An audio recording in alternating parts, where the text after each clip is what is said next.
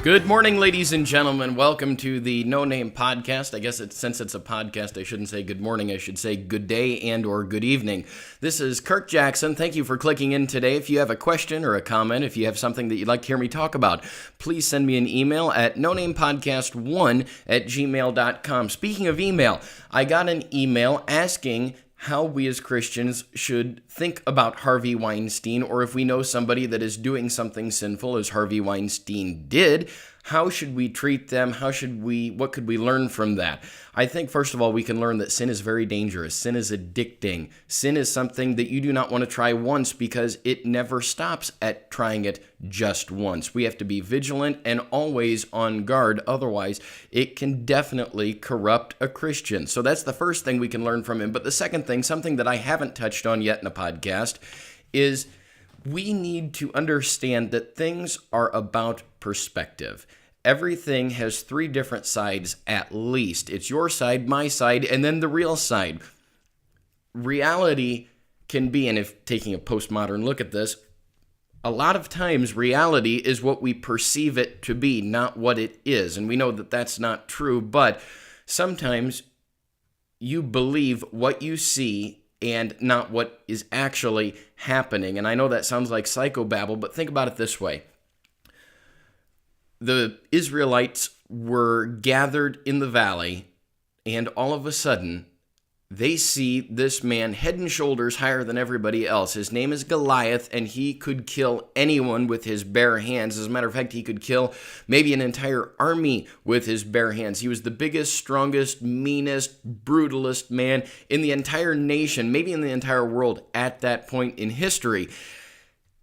And the Israelites were scared to death of him, and justifiably so. I would be too. But that was their perspective.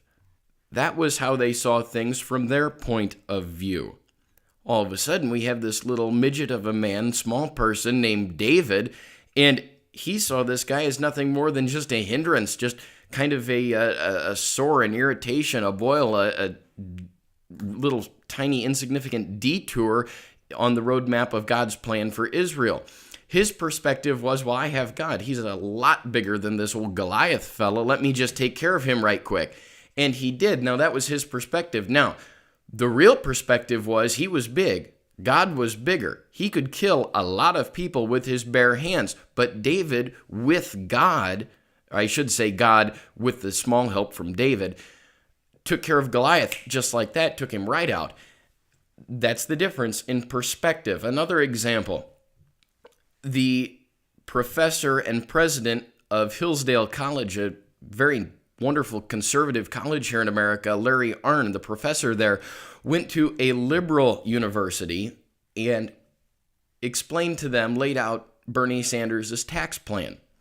And at the end of it, he said, now, how many of you kids think that this is a good idea? And they all raised their hands and said, oh, it's wonderful. We can't wait. We wish Bernie could become president and implement it. And then he said, oh, excuse me, I had my notes confused. That's actually Donald Trump's tax plan. As you can see, it's the difference in reality. It's the difference in perspective. Now, the truth is, it was Donald Trump's tax plan. But the perspective of the students was they're hearing something from a man with a D in parentheses before his name, and ergo they thought it was a good idea. Their perspective was muddled and it was confused. So when you hear the news, you have to understand, you have to think two ways, specifically in politics. A, what would this sound like? How would I be thinking if this was coming from a Republican? And B, how would we be thinking about this if it was coming from a Democrat? Would we feel the same way? I submit to you we wouldn't. And the problem is, if you take Harvy Weinstein or Stein or Harv, if you take Harvy, for example, our old buddy Harvy got into some trouble because he took the idea and the metaphor of a casting couch quite literally.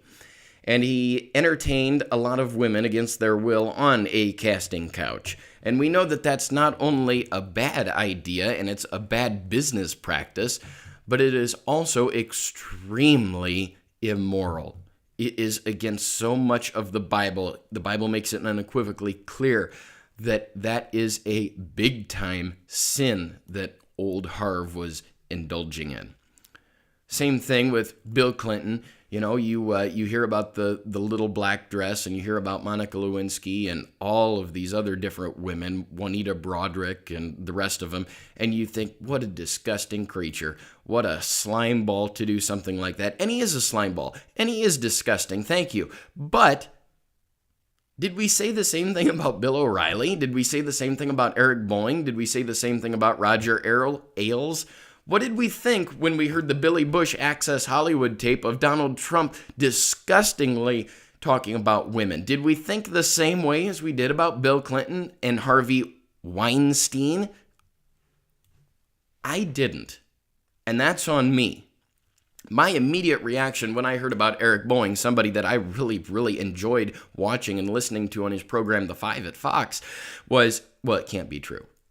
There's no basis for that. It's impossible. They just tried to get him off the air. And, you know, that may be true with Eric Boeing. We don't know. He's a devoted Catholic. He's got a loving wife. He just lost his son. But, again, we don't know.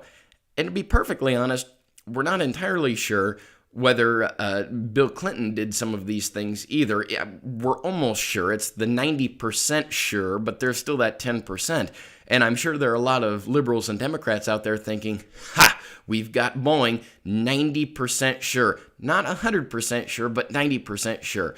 That's where we kind of are with Clinton. There's not a whole lot of documented substantial evidence, although it probably is true and probably is the case. So we have to be careful about perspective. And the reason we have to be so careful, not only in politics, is it spills over into our Christian lives when we talk to other people that have different worldviews and different views on theology and our God. And I'll explain that more in the second half of this show. But as far as politics goes, we have to be very careful. You know, something that gripes me more than anything are these kids walking around with nothing to do, smoking cigarettes, getting a brand new tattoo, wearing the Gucci shoes on, and their FUBU ball caps backwards, and they've got the latest iPhone, but yet they don't want to go out and get a job. And that irritates me to no end, because me as a taxpayer, I'm paying for them to have this stuff, and I don't stinking think it's right. But I've never been unemployed. I've been blessed enough that I've never had to worry about signing up for food stamps. My wife and I have more than we need. We have been blessed by God, as a lot of people have. But out of the 360 million people in America, there roughly 1 out of 10 people don't have enough to eat. And maybe that is their fault. In most cases, it probably is. But there are people that are trying to find a job, trying to support themselves, and they can't because their situation doesn't allow it. So as far as perspective goes, instead of banging our fist on the desk and saying, we've got to cut the food stamps program way back in welfare, why don't they go out and get a job? Yeah, they need to go out and get a job if they can, but we have to remember to keep an open mind. We want to remember what Will Rogers said, don't keep such an open mind that your brain falls out, but we have to remember to look at it in the other person's shoes, because people are more than just black and white objects. There are things that we don't know about. Immigration is another big deal. You know, these people, if they want to live in America, that's great. There's a way to do that. It's called legal immigration, just like everybody came through in Staten Island in New York way back when. But there are also people that have been born here and their parents came here illegally, wrongfully. But now what are you going to do? Are you going to send the little baby back into the drug slums in Mexico along with the parents? Or do you figure out a way to keep them both here, make the parents do some sort of a service or an act that shows that they were wrong? I don't know. Maybe I haven't been in that position, but we have to practice perspective when we're dealing with politics. Like I said, in the second half of this program, I'll talk about how we practice perspective in our Christian lives as well. It's so important. Walk a mile in somebody's shoes. Not only then will you have their shoes, but you'll also be a mile away further from them. Ladies and gentlemen, we'll be right back. Here's Gold City. Well, I don't know why I become a little shy when I get around a whole lot of people, and I can't figure out why I never can shout about the love that blood floods my soul. I must confess I can't express feelings deep inside me. The things I know and cannot show one day will overflow. I'm gonna let the glory roll, the roll is holding glory. I'm gonna get beside of myself when I get beside the King that day.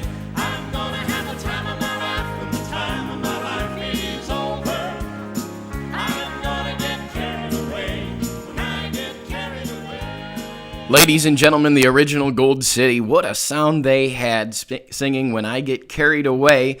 Mike Lefevre singing that solo along with Tim Riley on the bass, Brian Free on the treble, and of course you've got a fantastic lead singer in Ivan Parker. What a terrific sound. Great song selection too back in the day with Gold City. They had quite a sound, a unique talent. As I talked about in the first half of this program, we talked about perspective, somebody else's point of view. We have to keep that in mind. I mentioned that I was going to talk about it on the spiritual side of things. When we witness to somebody, we also have to keep perspective in mind because it is extremely important. When you are dealing with somebody that has gone through who knows what in this earthly life, you have to remember and bear that in mind. You know, preaching also, to you preachers, you have to remember that in your congregation, there are people that have just suffered a loss. There are people that have been through financial hardships. There are people dealing presently with sin and sin problems. So when you're up there in your skinny jeans, cracking jokes, and just please be a little self-conscious and at least self-aware of what you're saying to them and spewing, because there are people that are hurting in your congregation. And in a witness encounter, we have to remember that too. You're not talking to somebody who's saved. You're not talking to somebody that is, instead of one day closer to heaven and getting to meet their Lord and Savior face to face, you're talking to someone who thinks, well, one day closer to getting put in the ground and staring up at the grass. You have to bear in mind that not everything is always sunshine and roses. Even if it is in your life, it may very well not be in their life. Something about perspective that we have to keep in mind is when you're dealing with somebody that is perhaps a homosexual, and there are no bones about it. The Bible is very clear. Homosexuality is not just a sin. The Bible, in fact, uses a stronger word called abomination. It's so reprehensible and disgusting, Jesus can't even look at it from heaven. It is an abomination. So we have to remember that, and we can't ever sugarcoat sin. We've got to call sin what it is. But while we can still call sin, sin, we have to go about the business of calling sin, sin lovingly. We're not here to start a fight with somebody. We're not here to prove that we are right and in fact they are wrong, even though they very well might be. We're here to persuade them. It's the art of persuasion. It's the art of convincing them they're wrong so they will turn and change their ways, turn from the error of their ways. So if you're dealing with somebody who is perhaps homosexual or at least sympathetic to the homosexual cause, instead of screaming at them that, hey, you're a Satan worshiper, you're destined to hell, you are abominable, that all may be the case. But if we are going to go about the business of changing their mind, perhaps we should be a little more tactful and a little more loving, maybe talk about it and go about it from this angle. Jesus is a loving God. He is a good master. He has so much grace and so much forgiveness for people that have spent so much of their life doing wrong. And this is how much love he has for you, sir or ma'am. Right now, you are grieving him so much. You are making him so sad. Because he loves you, you are doing something that he has asked his children not to do. And the Bible, as a matter of fact, it's so strong a language, it calls it an abomination. And he doesn't want you to go to hell, and neither do I. The fact is, I don't hate you. I love you so much that I'm willing to offend you so that you might come to know Jesus as your personal Lord and Savior. He's a kind taskmaster. And the Bible talks about the law and the gospel, and if you'll allow me to show you what the law is, you will have a much greater appreciation for the gospel. And the gospel is quite simply the good news of Jesus Christ. He came, died for you so that you might be saved. And all you have to do is ask for his forgiveness, believe that he came and died to save you, and now repent of your sin and go and live like there is no tomorrow. Now go live like tomorrow you will see Jesus. Now live like Jesus is sitting on the throne of your heart and not your selfish desires and your sin. Don't let that control you anymore. Forsake that and turn to Jesus. We would have such a better batting average, if you will, by going about witnessing encounters that way instead of beating them over the head with the law and forgetting the grace. Now, there are two ditches that you can fall into by doing something like this, and nearly every church in America is in one of those two ditches. Now, there's the ditch that beats people over the head with that and not thinking about their point of view by preaching law, do this, do this, do this, do this. And then there's the other ditch that's equally dangerous, if not more so, and that is, well, you might be doing some bad stuff, but really you're a good person at heart, aren't you? I mean, you haven't killed anybody. You don't hate anybody. You probably haven't robbed a bank. You're okay. Jesus is a God of grace and mercy, and it's just peachy keen. And just go to church a little bit more. Maybe you ought to pray before your meal, and don't worry about it because you're just fine. That's the other ditch. It's the ditch of greasy grace and armchair Christianity, and don't worry about it. Everything will be just fine. Both ditches are dangerous, and both ditches aren't good enough. We have to balance on our scale the law and the gospel, and they must be equal because you cannot have grace without the law, and you can't have the law without grace and mercy and forgiveness. So we have to go about the business of doing that equally and balanced. Otherwise, we are not truly teaching the gospel and the full counsel of God. About perspective, if you deal with somebody who's had an abortion, once you convince them that abortion is wrong, and I think deep down, everyone who has had an abortion knows it was wrong. But we have to be careful, and we have to do it so meek and mildly because we're dealing with people that are hurting. They just took the life of their baby. And if you've ever been around new parents, you realize that nothing is more precious to them than the life of their baby. And you're dealing now in a witness encounter with somebody who's had an abortion, with somebody who has just taken their life of their own baby.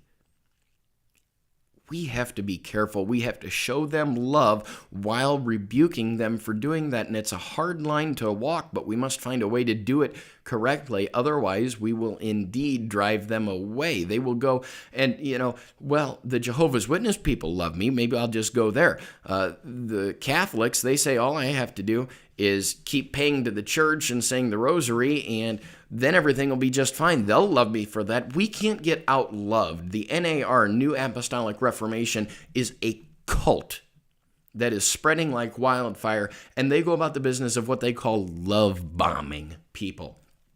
And it's no matter what you've done, no matter who you are, come as you are. Don't worry about it. You don't need to change because we love you. And that's all you have to worry about. Just come as you are. Don't bother changing. We love you. We love you. We love you. We have to do that, but we have to use the gospel to show them how much we love them and how much Jesus loved them. You're so reprehensible and you're so sin-filled that Jesus still wants to die for you. He still died for you. Even if you were the only person on this earth to ever live or ever has lived, he would have still been beaten, mocked, persecuted, and ultimately killed, hung on a cross to die for you. That's how good a God we serve. Keep that in mind until our next podcast. Ladies and gentlemen, thank you again for clicking in. Don't forget, hit the like, hit the subscribe button. We appreciate you listening. If you want the show emailed to you, nonamepodcast1@gmail.com. Thanks for clicking in. We'll talk to you on the next podcast.